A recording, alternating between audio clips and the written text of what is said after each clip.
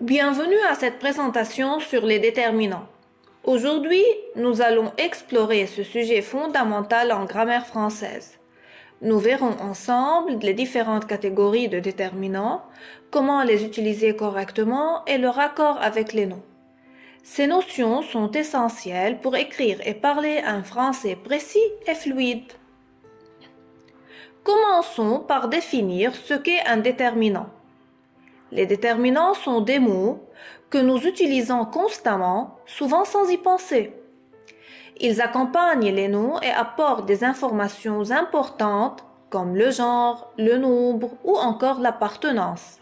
Par exemple, dans le livre, le est le déterminant qui précise que le nom livre est masculin singulier.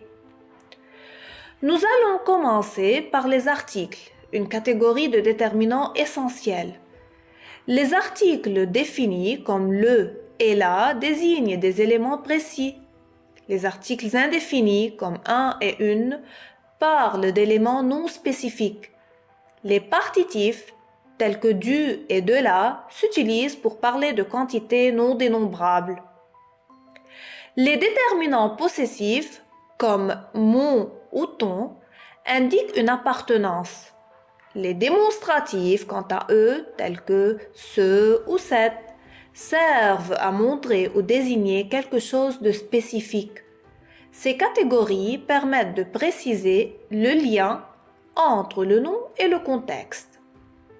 Les déterminants indéfinis, comme quelque ou chaque, expriment des notions générales ou approximatives. Les déterminants numéraux, quant à eux, précisent une quantité ou un ordre, comme un ou premier. Ces catégories sont très utiles pour décrire ou quantifier.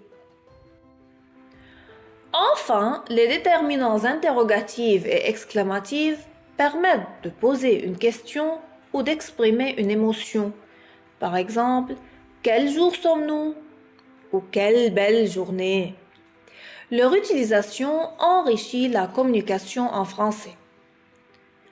Maintenant que nous connaissons les catégories, voyons comment choisir le déterminant adapté au contexte. Par exemple, l'article défini sert à parler d'un objet précis, tandis que l'indéfini s'utilise pour un objet quelconque.